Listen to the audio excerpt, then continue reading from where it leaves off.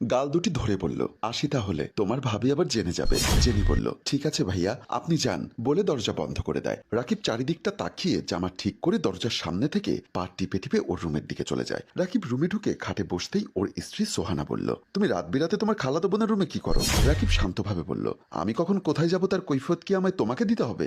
আলবাদ দিতে হবে। আমি তোমার বিয়ে করা বউ, 5 মাস হলো আমাদের বিয়ে হয়েছে, তোমার আমার দিকে কোনো নজরই নেই। তোমার ওই বোনের উপর কিসের এত দরদ যে তোমার রাত বিরাতে ওর রুমে যেতে হবে? কি মনে করেছো আমি কিছু বুঝি না?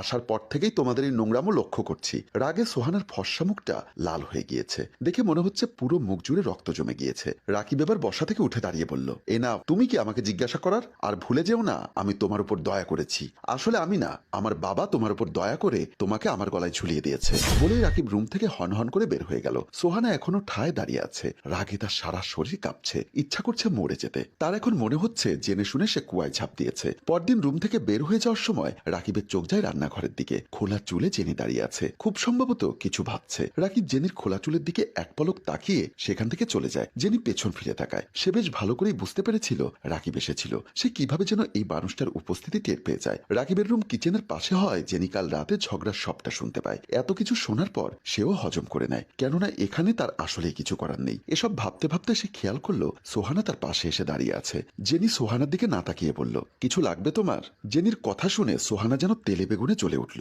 সে চোখ মুখ শক্ত করে বলল, আমার কি লাগবে বা লাগবে না এটা তোমার থেকে জানতে হবে নাকি? ভুলে যেও না আমি এ বাড়ির বউ, এ বাড়িতে শুধু আমার অধিকার আছে। সোহানার কথায় জেনি কষ্ট পেলেও তা প্রকাশ করল না। সে হাসি মুখে বলল, আমি জানি তো, বারবার মনে করিয়ে দেওয়ার তো কিছু নেই। এই মেয়ে, এত চ্যাটাং চ্যাটাং কথা আমার সাথে একদম বলবে না। জেনি আর কথা না বাড়িয়ে সে চলে যায়। সোহানা রাগে ফুলছে। জেনি রুমে এসে বসে ভাবছে খামোখা কথা বাড়িয়ে লাভ নেই। সোহানার স্বভাব হয়ে গিয়েছে তাকে খোঁচা মেরে কথা বলার। আর বলবেই বা না কেন, নিজের স্বামীকে অন্য মেয়ের প্রতি দরদ দেখলে যে কারোই লাগবে। ভাবতেই হাসি পায় জেনির, নিজেকে বড্ড তুচ্ছ মনে হয়। ওদিকে সোহানার জেনির সব কথা সোহানার শাশুড়ি শোনে। সোহানার পাশে গিয়ে বলল, দেখো বৌমা, আমি তোমার কোনো বিষয়ে নাক গলাই না, কিন্তু এ ব্যাপারে না বলে পারছি না। তুমি জেনির সাথে এভাবে কথা বলবে না। সোহানা কিছু না বলে চলে যায়। সোহানার শাশুড়ি জেনির রুমে এসে জেনির পাশে বসে, ওর মাথায় হাত বুলিয়ে দিয়ে বলল, আমাকে মাফ করে দে রে মা, আমি সবটা শুনেছি। জেনি মুচকি হাসি দিল। এই হাসির পিছনে যে কতটা ভয়ঙ্কর কষ্ট লুকিয়ে আছে তা বোঝার সাধ্য কারণেই। রাতে রাকিব নিজের রুমে না গিয়ে সোজা জেনির রুমের দিকে পা বাড়ালো। সে রুমের ভেতরে ঢুকে যায়। জেনি বরাবরের মতোই বেলকনিতে দাঁড়িয়ে আছে।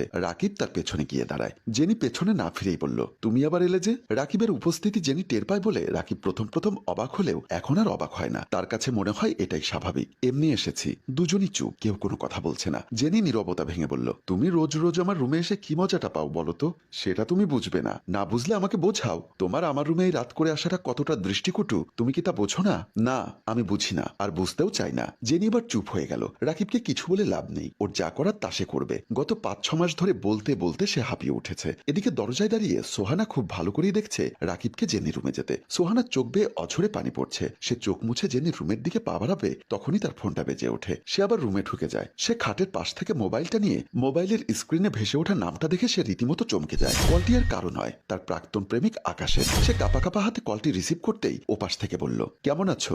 জানি তেমনটা ভালো নেই। তুমি কোন পর্যায়ে আছো, কি অবস্থায় আছো, সব খবর আমি রাখি। তবে চিন্তা করো না, আমি তোমাকে সমাধান দিব। কি বলতে চাও তুমি? আর এতদিন পর কেন কল দিয়েছো? কল দিয়েছি শুধু তুমি সুখে নেই তাই, তা না হলে আমি তোমাকে ডিস্টার্ব করতাম না। তোমাকে কি বলি মন দিয়ে শুনো। তারপর ইশারায় সে কিছু কথা বলে কলটি রেখে দেয়। সোহানা মোবাইলের দিকে তাকিয়ে থাকে অবাক হয়ে। সকালে হঠাৎ জেনির বাবা এসে হাজির রাকিবদের বাড়িতে। সবাই সোফায় বসা। আসলে বোন, আমি এসেছি জেনিকে নিয়ে যেতে। আমি 10 বছর ধরে দেশের বাইরে ছিলাম বলে তোমাদের কাছে জেনিকে দিয়ে গিয়েছিলাম, কারণ বাড়িতে কেউ নেই। কিন্তু আমি যখন এসে পড়েছি জেনিও উপযুক্ত হয়ে গেছে। সেজন্য আমার মনে হয় জেনিকে এ বাড়িতে রাখা ভালো দেখাচ্ছে না। রাকিব বলল, কেন? সে বাড়িতে থাকলে কি সমস্যা? আরে বাবা, সমস্যা না, কিন্তু লোকে কি বলবে একবারও ভেবে দেখেছো?